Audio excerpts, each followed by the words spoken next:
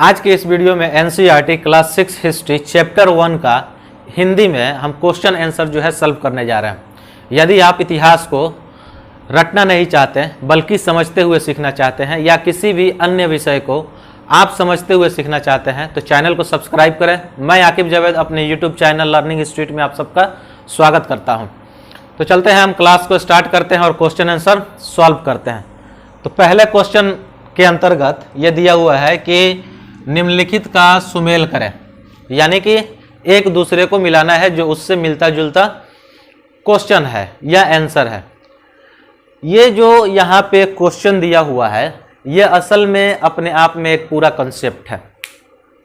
ये असल में कंसेप्ट है किसके बारे में? मानव के बारे में। जैसे आप सबको पता है कि मानव जो है हमेशा से आज की तरह जो लाइफ जीता है हमेशा से वैसा लाइफ नहीं जी रहा है। मानव जो है कभी जंगलों में रहता था और जो है गुफाओं कंदराओं में रहता था, शिकार करके अपना जो है गुजर बसर चलाता था, जो है खाना संग्रहण करता था, इकट्ठा करता था। धीरे धीरे जो है मानव जो है कृषि करना सीखा, पशु पालना सीखा, उसके बाद जो है गांव और बस्तियां बनाना सीखा, उसके बाद नगर सामने आए। ठीक इसके बाद धीरे धीरे जो है एक बड़ा साम्राज्य जो है सामने आया।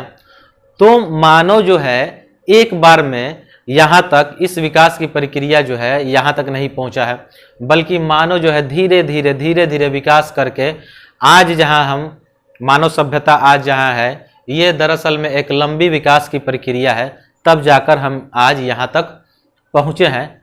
उसी के बारे में यहाँ पे दिया हुआ है, एक एक स्टेज करके दिया हुआ। तो खैर हम इसको समझते हैं। सबसे पहले ए देखते हैं, ए का आंसर क्या होगा। तो ए का आंसर जो होगा वो होगा ख। ख कैसे होगा? तो हम कहानी को शुरू करते हैं। ध्यान से सुनिए, ये तो आपसे बन ही जाएगा। कहानी सुनने के बाद फिर हमको नहीं लगता कि आपको कभी दोबारा जो है ये याद करने की जरूरत पड़ेगा। फिर से एक बार शुरू करते हैं कि मानव जो है एक लंबी विकास की प्रक्रिया के द्वारा आज का जो वर्तमान रूप है यहाँ तक पहुँचा है।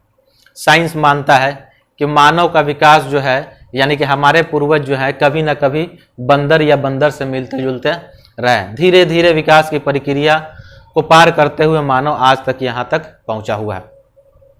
जब मानव जंगलों में रहता था, गुफाओं और कंदराओं में रहता था, तो उस समय मानव को हम आरंभिक मानव या प्रारंभिक मानव कहते हैं। ये आरंभिक मानव जो है जंगलों में रहते थे, गुफाओं में रहते थे, कंदराओं में रहते थे, भोजन के लिए जानवरों का शिकार करते थे और शिकार करने के लिए पत्थरों का औजार करते थे, पत्थर के औजारों का इस्तेमाल करते थे। ये एक कुशल शिकारी थे, यानी कि शिकार करने में ये माहिर थे।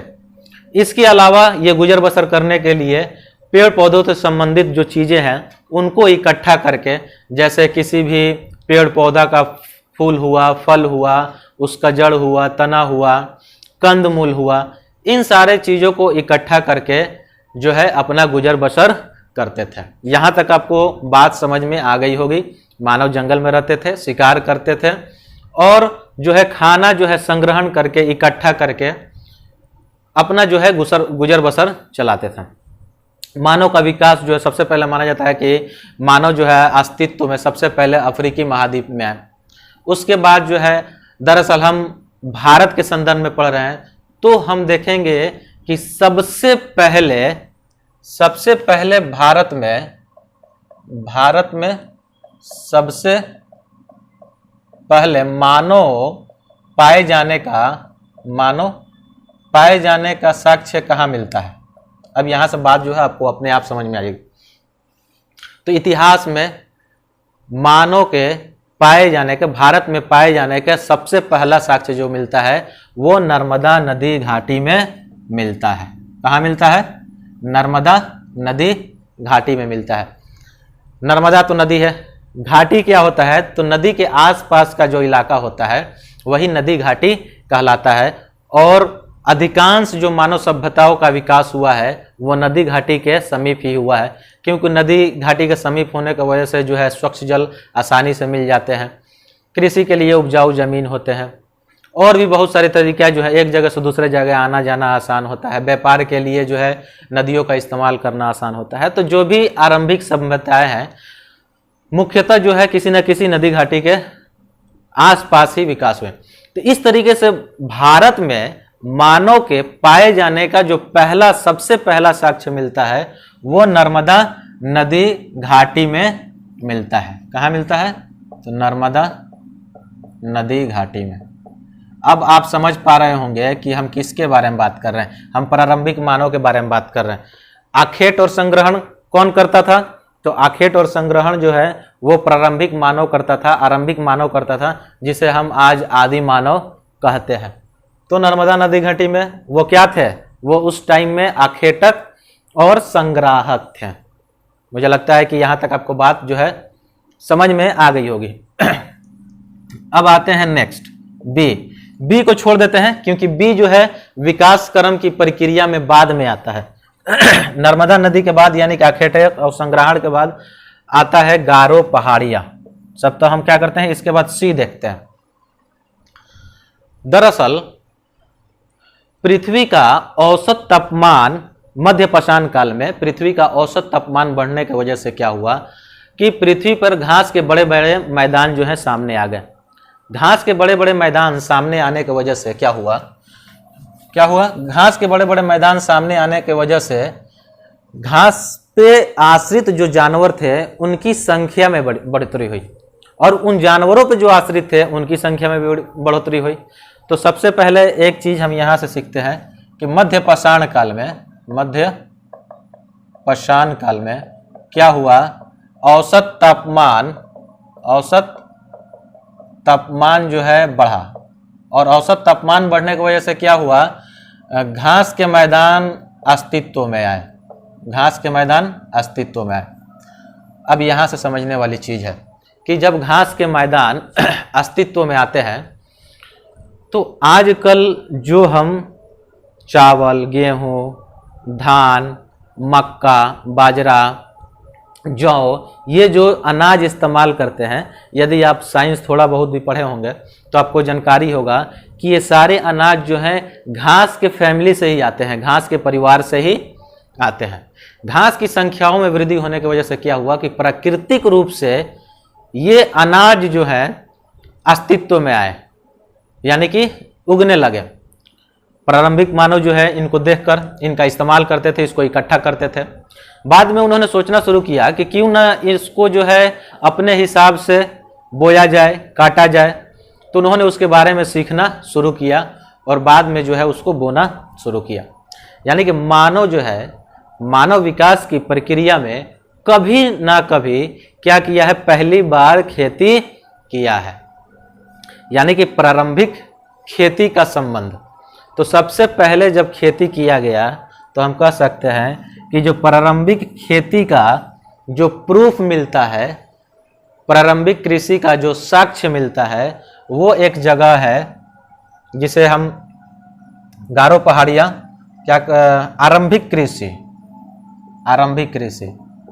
वैसे सबसे पहले आप लोग देखे होंगे कि भारत के उत्तर पश्चिम में एक पहाड़ी है जो वर्तमान अफगानिस्तान में पड़ता है, सुलेमान और किरथार। वो जो इलाका है सबसे पहले भारतीय उपमहाद्वीप में गेहूं, जौ उगाने का, कृषि करने का सबसे पहला साक्ष्य जो है वही मिलता है। और उसी समय में गारो पहाड़ी में भी जो है कृषि का साक्ष्य या प्रूफ मिलता है। तो आरंभिक कृषि का साक्ष्य जो है उन जगहों से भी मिलता है, गारो पहाड़ी से मिलता है। तो सबसे पहले जब मानव कृषि करना शुरू किया तो उसमें से एक जगह जो था गारो पहाड़ी था। गारो पहाड़ी आज का वर्तमान का भारत का उत्तर पूर्व का जो इलाका है, यानी कि आजकल असम और मेघालय का जो इलाका है गारो पहाड़ी, उन इलाकों में सबसे पहले कृषि का जो है साक्ष्य मिलता है। अब आगे बढ़ते हैं। घास के मैदान से ही लिख लेते हैं, गेहूं और जौ आते हैं, घास के परिवार से ही आते हैं, प्राकृतिक रूप से ये उगने लगे। बाद में मानव ने इसका खेती करना या इसको उगाना शुरू किया या प्रारंभ किया। खैर, अब आगे बढ़ते हैं और देखते हैं कि नेक्स्ट हमारा जो है कौन सा सवाल है। सिंधु, गारो पहाड़िया के बाद उसके बाद आता है सिंधु तथा सहायक नदियां। इसका संबंध किससे है? तो इसका आंसर जो है हम सबसे पहले मिला लेते हैं। इसका जो आंसर है प्रथम नगर। देखो ऑप्शन में दिया है प्रथम, सबसे पहला नगर, यानी कि नगर का मतलब शहर, सबसे पहली शहर की बात हो रहा है। यानी कि मानव जो है जंगल से बाहर निकल चुका था, कृषि स्टार्ट कर दिया था, कृषि के साथ साथ ही जो मानव है पशु पालना शुरू कर दिया था। अब धीरे धीरे जो है मानव बस्ती बसाने लगा था, बस्तियों में रहने लगा था, समाज में रहने लगा था, लेकिन अभी भी सभ्यता का विकास नहीं हुआ था। आगे चलकर जब मानव बस्तियों में रहने लगा, उससे आगे चलकर विकास करते हुए मानव जो है पहली बार भारतीय उपमहाद्वीप में पहली बार नगर बनाता है, नगर का विकास करता है। यानी कि भारतीय उपमहाद्वीप में पहली बार शहर जो है अस्तित्व में आए। कहाँ आए ये समझने वाली बात है। आप लोग प्रारंभिक नगर का नाम सुने होंगे, अक्सर सुनते होंगे हड़प्पा, हड़प्पा ये प्रारंभिक नगर है। मोहनजोदाड़ो, मोहनजोदाड़ो ये सबसे पहले वाले शहर है, सबसे पहले वाले। कालीबंगा, धौलावीरा और भी बहुत सारा नाम है, बहुत सारे जगह। ये कौन ऐसे जगह है? ये ऐसे जगह है जो भारतीय उपमहाद्वीप में सबसे पहले शहर पाए जाने का प्रमाण जो है इन्हीं जगहों पर मिलता है। चूंकि ये शहर जो मिले वो जब खुदाई शुरू हुआ उस समय वो शहर जो है सिंधु नदी के किनारे पाए गए, सिंधु नदी के किनारे पाए गए। पहले भी मैंने बताया था कि जो भी सभ्यताओं का विकास होता है वो किसी न किसी सामान्यतः नदी घाटी के समीप ही होता है। इस तरीके से प्रथम नगर यानी प्रारंभिक नगरों का जो अस्तित्व सामने आया वो भी सिंधु तथा इसकी सहायक नदियों के अगल बगल। ये शहर जो बसे थे अधिकांशतः सिंधु नदी के किनारे या उसकी जो सहायक नदियां हैं उसी के किनारे बसे हुए थे। और सबसे पहले भारतीय उपमहाद्वीप में शहर का प्रमाण जो है यहाँ से मिलता है। तो यह भी क्लियर हो गया आपका सी। अब आते हैं गंगा घाटी में, यानी कि ई, डी हो गया, ई हो गया, हमारा बी बचा हुआ है, हम ई के तरफ आते हैं। गंगा घाटी, गंगा घाटी का जो संबंध है वो है आपका ग से। सिंधु घाटी समाप्त होता है, उसके बाद जो है वैदिक एज जो है शुरू होता है। वैदिक एज का ऑप्शन इसमें नहीं दिया है। अगर आप चाहते हैं इस क्लास को पूरा करना सिस्टमेटिक तरीके से तो इसी वीडियो के डिस्क्रिप्शन में लिंक दे दिया गया है, जहां से आप जाकर पूरे वीडियो को देख सकते हैं। इस वीडियो में हम सिर्फ क्वेश्चन आंसर कर रहे हैं, बल्कि उस वीडियो में जो मैंने स्पेशल इस क्लास चैप्टर के लिए बनाया है उसमें सिलसिलेवार तरीके से सारा चीज़ पढ़ाया गया है। आप वीडियो के लिंक में जाकर इस वीडियो को देख सकते हैं। यदि आपको जो है ये क्लास पसंद आ रहा है, आपको चीज़ें जो है समझ में आ रही हैं, ऐसा लग रहा है कि याद करने की ज़रूरत नहीं है बल्कि समझते हुए सारा चीज़ हमको समझ में आ रहा है, तो चैनल को जल्दी से सब्सक्राइब करें, वीडियो को लाइक करें, कमेंट करें और शेयर करना ना भूलें। तो चलिए क्लास में आगे बढ़ते हैं और देखते हैं गंगा घाटी का क्या आता है। तो सिंधु घाटी पहली बार नगर जो है सामने आ गए।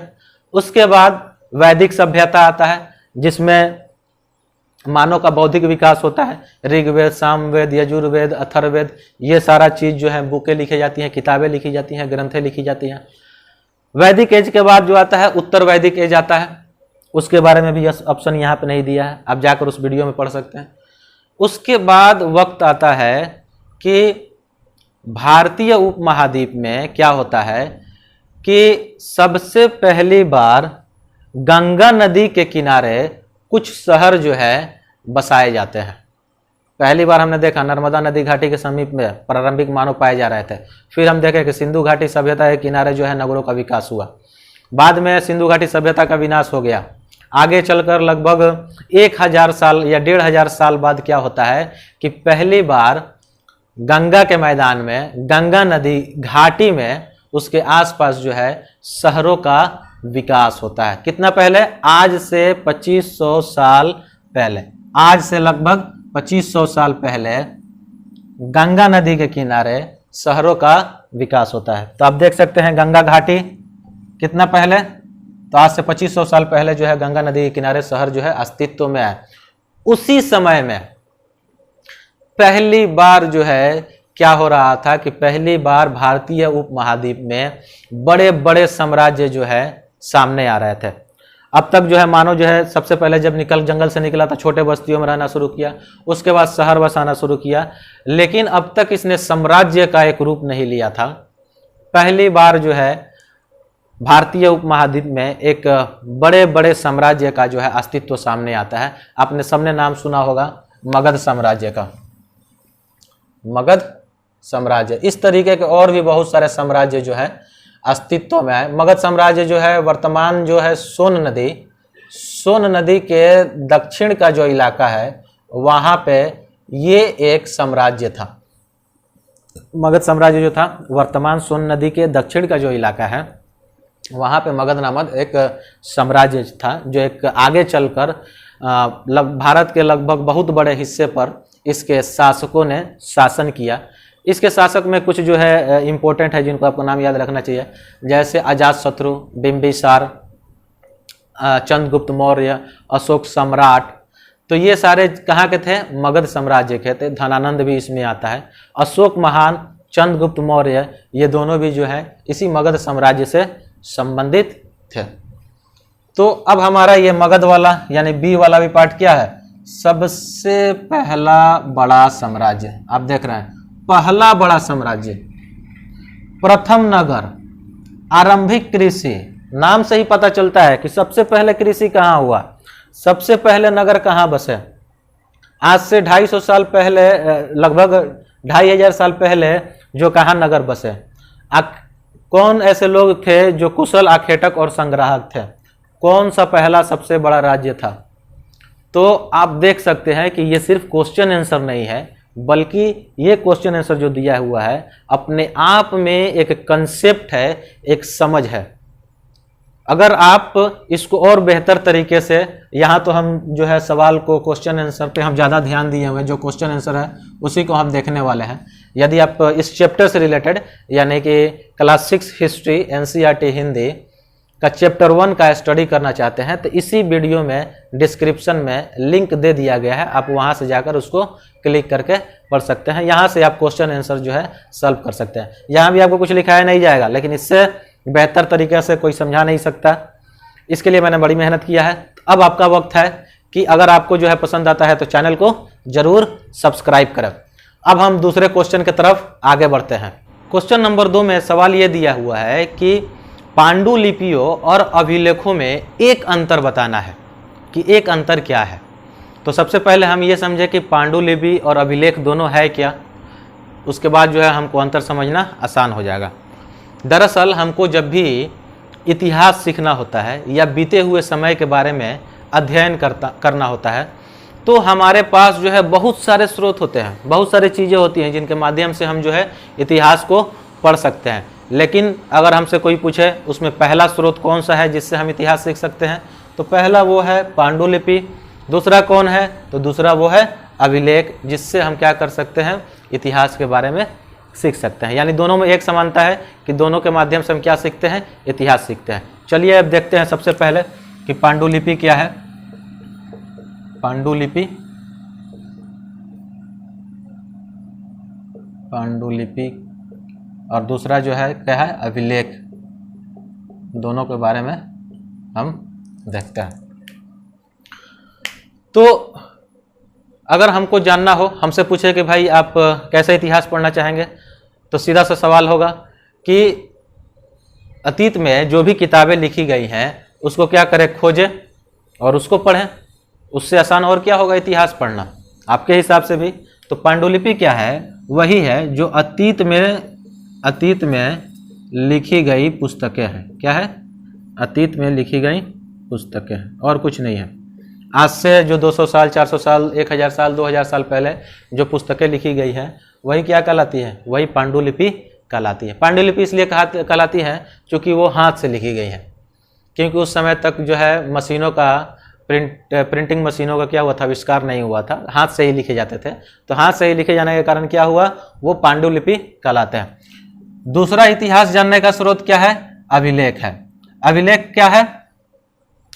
तो अभिलेख में क्या होता है कि किसी भी कठोर सतह पर जब कोई चीज जो है उत्कीर्ण किया जाता है, खोद कर उसको गूंद कर उस पर जब कुछ लिखा जाता है किसी भी कठोर सतह पर, तो वो जो है अभिलेख कहलाता है। अभिलेख का संबंध जो है राजाओं द्वारा या उसके मंत्रियों के द्वारा या उसके पत्नी के द्वारा या अन्य किसी के भी द्वारा, मंदिरों पर सामान्यतः जो है कुछ ना कुछ लिखा हुआ मिलता है, मस्जिदों पर कुछ ना कुछ लिखा हुआ मिलता है। इसी तरीके से राजा जो है मंदिरों, मस्जिदों, पत्थरों या अन्य किसी कठोर सतहों पर अपने साम्राज्य के बारे में, अपने विजयी के बारे में, अपने राज्याभिषेक के बारे में या अन्य किसी भी तरीके के अगर अपनी जनता को कोई भी संदेश देना होता है तो उसको क्या करते थे, किसी कठोर सतह पर लिखवाते थे। वही लिखा हुआ जो सोर्स है अभिलेख कहलाता है। यानी कि कहाँ लिखा होता था, कठोर सतहों पर। कठोर सतह क्या हो सकते हैं, तो ये कठोर सतह हो सकते हैं पत्थरों पर लिखा हुआ या धातुओं के चादरों पर लिखा हुआ। दो में से कोई एक हो सकता है, या तो पत्थर हो सकता है या धातु के चादर पर लिखा हुआ कोई चीज हो सकता है। दोनों कठोर है, यही अभिलेख कहलाते हैं। इतना सीधा सा सिंपल है कि दोनों में अंतर क्या है, तो दोनों से इतिहास जानने को हमको मदद मिलती है। एक जो है हाथ से लिखा हुआ है और दूसरा जो है पत्थरों पर खोद कर या उत्कीर्ण करके उसको लिखा गया है। मुझे लगता है ये बातें आपको समझ में आ गई होंगी। अब जो है तीसरा क्वेश्चन है कि रसीदा के प्रश्न को फिर से पढ़ो, इसके क्या उत्तर है। आप जैसे ही किताब को स्टार्ट करेंगे तो वहाँ एक कैरेक्टर दिया है रसीदा का। रसीदा क्या करती है, अखबार पढ़ रही है और उसके सामने एक सेंटेंस आता है कि 100 साल पहले। रसीदा जो है आश्चर्यचकित हो जाती है कि कैसे कोई 100 साल पहले की चीज़ों को जान सकता है, ये कैसे पॉसिबल है। अगर बात जो है 500 साल पहले की हो, 2000 साल पहले की हो, तो कैसे उसके बारे में सीखा जा सकता है। तो उसके बारे में बहुत सारे इतिहास जानने के, यानी कहने का मतलब कि इतिहास के बारे में कैसे जाना जा सकता है, तो इतिहास के बारे में बहुत सारी चीज़ें हैं जिसके माध्यम से हम इतिहास सीख सकते हैं। उनमें हम लोग देखा कि पहला जो है पांडुलिपि आता है, दूसरा जो है अभिलेख आता है और तीसरा जो एक आता है वो कहलाता है पुरातत्व। पुरातत्व क्या है, पुरातत्व हर वो चीज़ है जो अतीत में हमारे पूर्वजों के द्वारा या उस समय जो लोग थे उसको बनाया और इस्तेमाल किया और वो वैसे ही बचा का बचा रह गया, जमीन के अंदर धंस गया, तो वो सारी चीज़ें पुरातत्व कहलाती हैं। जैसे कौन कौन चीज़ें आएंगी, मानव ने क्या क्या बनाया होगा, मकान बनाया होगा, है ना, औजारें बनाई होंगी, हथियार बनाए होंगे, बर्तन बनाए होंगे, आभूषण बनाए होंगे और सिक्के ढाले होंगे, कृषि की होंगी, कृषि किए होंगे, व्यापार किए होंगे, तो व्यापार का कोई ना कोई चीज़ बचा होगा। तो पुरातत्व में आप देख पा रहे हैं कि जो भी चीज़ें मानव के द्वारा अतीत में बनाया गया, इस्तेमाल किया गया, वो चीज़ें आज खुदाई के बाद जब हमको मिलती हैं वही पुरातत्व कहलाती हैं। जैसे मकान बनाते हैं, मकान से हम सीख सकते हैं कि उस समय का मकान का तकनीक क्या होता था बनाने का, किन चीज़ों से मकान बनाए जाते थे। ईंट जो है पके हुए होते थे, कच्चे होते थे, उसके बारे में जान सकते हैं। हथियार के बारे में हम देख सकते हैं कि कौन कौन से हथियार जो है उस समय मानव इस्तेमाल करता था, हथियार बनाने के लिए कौन से तकनीक का इस्तेमाल होता था, कौन से धातुओं का इस्तेमाल होता था। तो और भी बहुत सारी चीज़ें जो है हम जान सकते हैं। आभूषण के बारे में, सिक्के के बारे में भी देख सकते हैं कि सामान्यतः राजा क्या करता है, जब सिक्का ढलवाता है तो एक तरफ अपना पिक्चर डाल देता है फोटो और दूसरे तरफ किसी देवी देवता का। तो इससे यह भी समझ आ सकता है कि अगर कोई सिक्का मिलता है तो उस पर डेट भी लिखा होता है, राजा का चित्र भी बना होता है, तो उस सिक्के के माध्यम से राजा के बारे में जान सकते हैं, उस डेट के बारे में जान सकते हैं। ये भी समझ सकते हैं अगर उसके दूसरे तरफ किसी देवी देवता का पिक्चर दिया हुआ तो हम समझ सकते हैं कि राजा का झुकाव जो है उस देवी देवता के तरफ रहा है। तो सामान्यतः इतिहास जो है इन तीन माध्यमों से जाना जा सकता है, पांडुलिपि, अभिलेख, पुरातत्व। पुरातत्व में तो ये दोनों आ जाएंगे क्योंकि ये भी चीज़ें मानव के द्वारा ही बनाई गई हैं और इस्तेमाल की गई हैं, लेकिन दोनों को अलग करके समझना जरूरी था। तो अब तक हमने 1, 2 और 3 क्वेश्चन को पूरा कर लिया और अब जो है हम चौथा क्वेश्चन देखते हैं। क्वेश्चन नंबर 4 हमसे सवाल पूछता है कि पुरातत्वविदों द्वारा जितनी भी वस्तुएं पाई जाती हैं उनका एक सूची बनाना है और उन सूची में से जो चीज़ें पत्थरों से बनाई गई हैं उनके बारे में भी बताना है। अभी जो प्रीवियस क्वेश्चन को हमने अभी सॉल्व किया, हल किया, यानी उसमें हम एक चीज़ देखे थे कि पूरा तत्व क्या है। फिर से हम क्या करते हैं, पूरा तत्वों का एक लिस्ट यहाँ पे बनाते हैं कि पूरा तत्व जो है कौन कौन से जो है पूरा तत्व हैं, पूरा तत्व। तो एक लिस्ट बनाते हैं पूरा तत्व का। तो पूरा तत्व में पांडुलिपि भी आ जाएगा, ये हमने पहले भी देखा। अभिलेख भी आ जाएंगे, यह भी हम देखें। उसके बाद पूरा तत्व में मकान, मकान जो ईंट से बना हुआ है वो ईंट आ जाएगा। बर्तन, औजार, हथियार और आभूषण, ये सारे चीज़ आ जाएंगे। सिक्के आ जाएंगे। ये सारी चीज़ें जो है हमारे पूरा तत्व के अंतर्गत आ जाएंगे, जिसको हमने अभी तक क्वेश्चन नंबर 3 में सॉल्व किया है और उसको समझा भी कि पूरा तत्व क्या होते हैं। और क्या आ सकता है, तो और जो है जानवरों, चिड़ियों,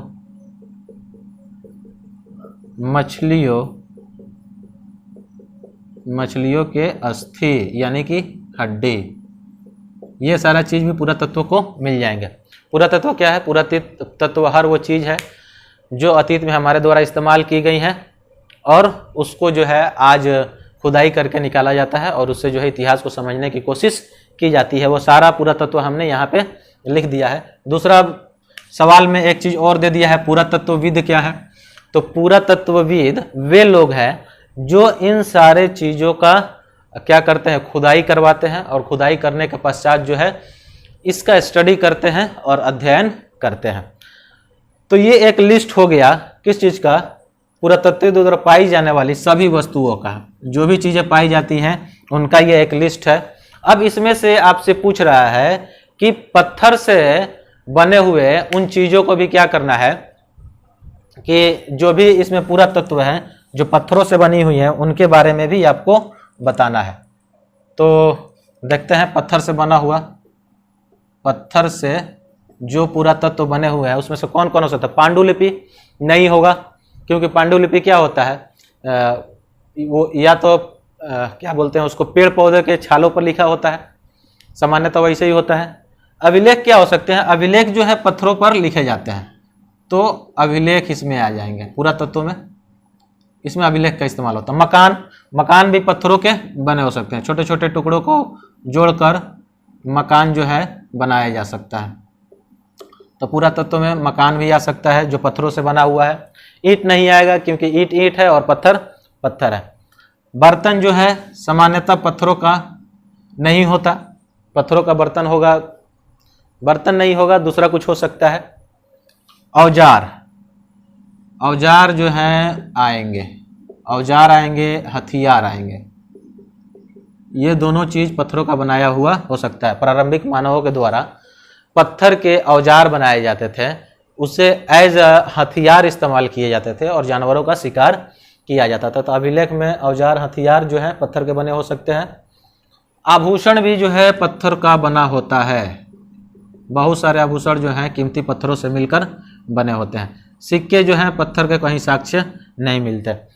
और उसके बाद जानवरों, चिड़ियों और मछलियों के हड्डी का जहाँ तक संबंध है, तो ये तो हड्डी है और पत्थर जो है पत्थर है।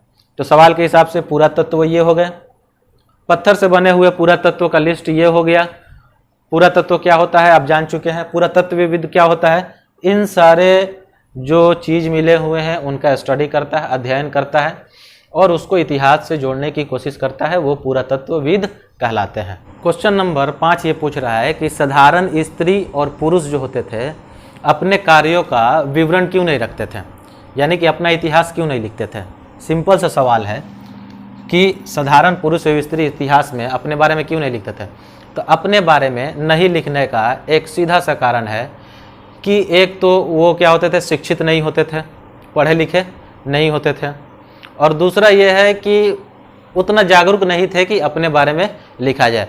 यदि आपसे कोई पूछे कि क्यों नहीं लिखते थे, तो सामान्यतः लोग जो है अपने बारे में नहीं लिखते। आज भी अधिकांश लोग जो है अपने बारे में नहीं लिखते, और लिखना भी चाहते तो क्या करते, वो शिक्षित नहीं थे कि अपने बारे में लिख पाए। क्वेश्चन नंबर 6 जो है आपसे सवाल करता है, कम से कम 2 ऐसी बातों का उल्लेख करो जिनसे तुम्हारे अनुसार राजाओं एवं किसानों के जीवन में भिन्नता पाई जाती हो। आपसे सवाल पूछ रहा है कि राजा के जीवन में और किसानों के जीवन में कौन दो बड़े डिफरेंस हैं। तो आप सवाल का जवाब लगता है कि आप दे सकते हैं। 2 डिफरेंस बताना है। किनके बारे में? तो राजाओं के बारे में और किसान के बारे में। कैसे ये दोनों जो हैं अलग हैं। राजा जो है बड़े बड़े घरों में यानी महलों में रहता है। कहाँ रहता है? महलों में रहता है। किसान जो है झोपड़ी में रहता है। एक अंतर जो है ये हो गया। दूसरा अंतर क्या हो सकता है कि राजा जो है अपने बारे में अपना इतिहास लिखवाता है। क्या करता है? इतिहास लिखवाता है अपने बारे में। किसान क्या करता है? अपने बारे में इतिहास नहीं लिखवाता है। तो सामान्यतः जो क्वेश्चन थे हमने उसको कवर किया। उसके अलावा जितने भी क्वेश्चन हम लोग देखें उसको सॉल्व किए। ये 2 क्वेश्चन जो दिया हुआ है इसमें जो है दूसरा क्वेश्चन जो है काफ़ी इम्पोर्टेंट है, जिसमें आपसे पूछ सकता है सामान्यतः कि राजा के और किसानों के बीच में 2 जो है सबसे दो इम्पोर्टेंट जो है डिफरेंस क्या है उन बारे में बताइए। तो सामान्यतः आप बहुत सारी चीज़ कर सकते हैं कि राजा जो है मालिक होता है, किसान जो है नौकर होता है। राजा जो होता है शासक होता है और जो है किसान जो है प्रजा होता है। राजा जो है अपने बारे में इतिहास लिखवाता है, महलों में रहता है। किसान जो है अपने बारे में ना ही शिक्षित होता है और ना ही अपने बारे में लिखवाता है। इस तरीके से आप इतिहास को यदि सही ढंग से समझते हुए सीखना चाहते हैं, चूंकि इतिहास एक बोरिंग सब्जेक्ट नहीं है और ना ही याद करने वाला कोई सब्जेक्ट है, ये एक इंटरेस्टिंग सब्जेक्ट है। इतिहास को या किसी भी अन्य विषय को आप समझते हुए सीखना चाहते हैं तो चैनल को सब्सक्राइब करें, लाइक करें, कमेंट करें और शेयर करना ना भूलें। यदि आप इस चैप्टर से रिलेटेड वीडियो देखना चाहते हैं तो डिस्क्रिप्शन में लिंक दिया हुआ है, आप वहां से जाकर देख सकते हैं, सर्च कर सकते हैं। मिलते हैं आपसे नेक्स्ट वीडियो में। Thank you.